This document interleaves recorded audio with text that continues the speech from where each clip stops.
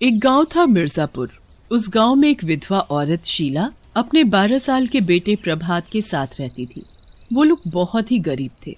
प्रभात दिन भर दूसरे लोगों की गाय भैंस चराने का काम किया करता था, तब जाकर उनका घर चलता था। प्रभात को पढ़ने लिखने का बहुत ही शौक था, इसलिए वो दिन में काम करता था और रात में पढ़ाई।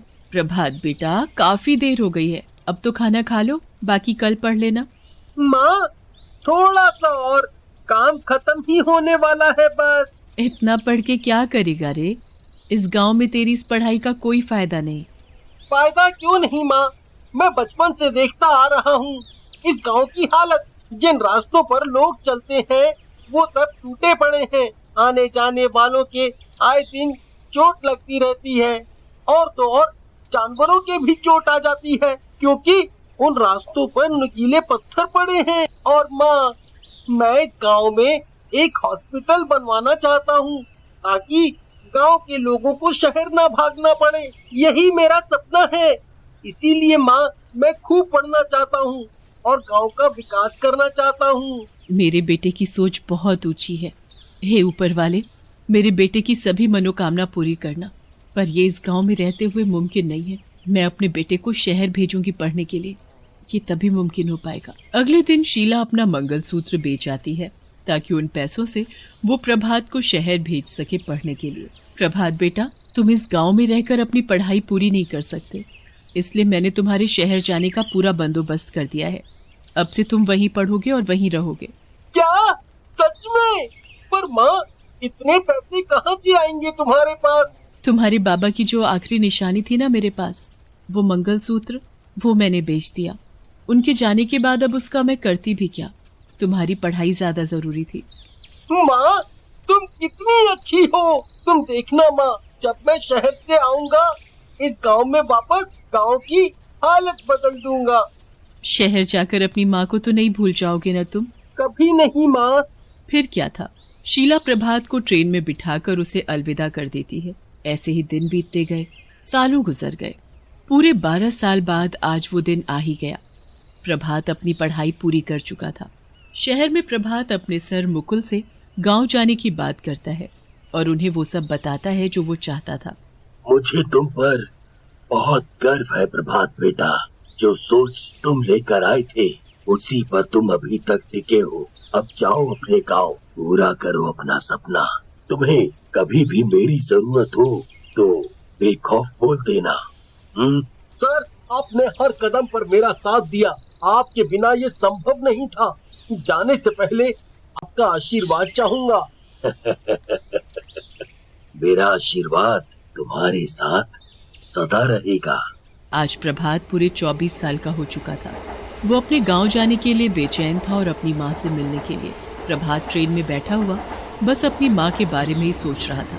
पूरे 12 साल बाद मैं अपनी माँ से मिलूंगा आज। इतने सालों बाद कैसी दिखती होगी वो। बिना बताए जा रहा हूँ वहाँ। मुझे देखेगी तो खुशी से पागल ही हो जाएगी वो। तभी ट्रेन में एक जोरदार धमाका सा होता है और ट्रेन पटरी से उतरकर नदी में गिर जाती है। पूरी ट्रेन के नदी में गिरने से उसमें बैठे सभी लोग मर जाते हैं। सबके साथ प्रभात की भी मौत हो जाती है। प्रभात मरने के बाद भूत बन जाता है। खुद को मरा हुआ देख प्रभात बहुत रोता है। ये क्या हो गया? सब बर्बाद हो गया। अब कैसे मेरा सपना पूरा होगा? कैसे मैं अपनी माँ से मिलूंगा? और वो कितनी दुखी होगी मेरे मरने की खबर सुनकर। हे ऊपर वाले, तूने मुझे ये कैसा रूप दे दिया? ये खिलौना भूत वाला रूप लेकर मैं क्या करूंगा? तभी प्रभात बने भूत के कंधे पर कोई हाथ रखता है। प्रभात पीछे मुड़कर देखता है तो एक सफेद दाढ़ी में साधु बाबा खड़े होते हैं। दुखी मत हो तू। जो तू चाहता है उस काम को पूरा करने के लिए ही भगवान ने तुझे मरने नहीं दिया। तेरा सिर्फ शरीर मरा है, तेरी आत्मा नहीं। तू इसी रूप में अपना सपना पूरा कर। पर बाबा, इतना बोलते ही साधु बाबा वहां से गायब हो जाते हैं। वो कोई साधारण बाबा नहीं थे, वो मुझे आगे बढ़ने की हिम्मत दिला गए हैं। प्रभात का भूत सीधा गांव पहुंच जाता है। सामने से उसकी माँ अपने सिर पर मटके में पानी भरकर ला रही होती है। तभी शीला एक पत्थर से टकराती है और गिर जाती है।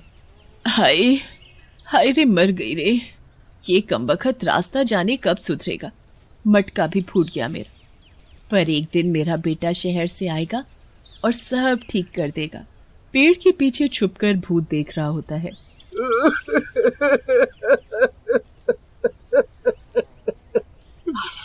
माँ, मेरी माँ। ये रूप लेकर कैसे जाऊं माँ के पास? बेचारी नीचे गिर गई और मैं उसे उठा भी नहीं पाया, पर मैं क्या करूं? पर गांव में हर तरफ भूत की ही चर्चा होने लगी। सुना है कि हमारे गांव में भूत है। ऐसा तो पहले कभी नहीं सुना और ना कभी हमने भूत को देखा है। हम सच बोल रहे हैं सरपंच जी, अभी भूत यहीं था। अगर ये सच है तो मैं सभी से बोलता हूँ कि अपना और अपने बच्चों का ध्यान रखें। भूत के देखते ही शोर जरूर मचाना। वहां भूत एक पेड़ के नीचे बैठकर रो रहा होता है। तभी वहां उसके सामने वही साधु बाबा प्रकट हो जाते हैं। बस इतने पर ही हिम्मत हार गए। अपनी माँ से किया हुआ वादा भूल गए गांव को सुधारने का। बाबा, मैं बहुत बेबस हूँ। बिल्कुल सामने होते हुए भी अपनी माँ को माँ नहीं बुला पाया। मैं टूट चुका हूँ।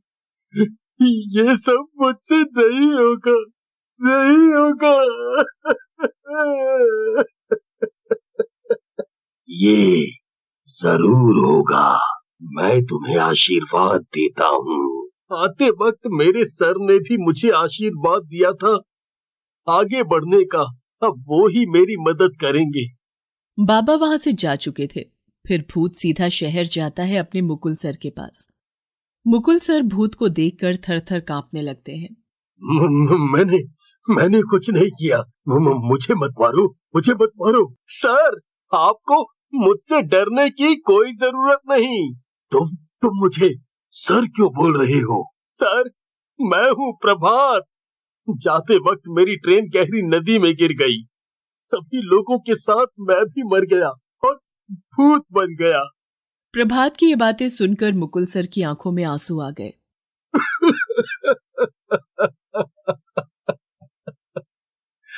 प्रभात, ये क्या हो गया तुम्हें?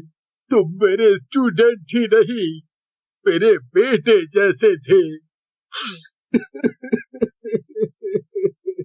सर, रोइए नहीं। शायद मेरी किस्मत में यही लिखा था। सर, मुझे आपकी मदद चाहिए। बताओ, क्या मदद चाहिए? मैं तुम्हारी पूरी मदद करूंगा। बेटे, तुम्हारे लिए तो जान भी हाजिर है। बताओ, क्या करना है? भूत उसे अपने गांव का एक नक्शा बनाकर देता है। देखिए सर, ये मेरे गांव का नक्शा है। हमें इस कच्चे रास्ते को सड़क में बदलना है और यहाँ पर एक हॉस्पिटल बनवाना है। गांव में मेरी एक बेकार जमीन पड़ी है, ये हॉस्पिटल वहीं बनेगा। हमें इतना करना है। ठीक है, फिर चलो काम पर लग जाएं। मैं सरकार की मदद से ये नक्शा पास करा लेता हूँ। वो गांव की तरक्की के लिए जरूर हमारी मदद करेगी।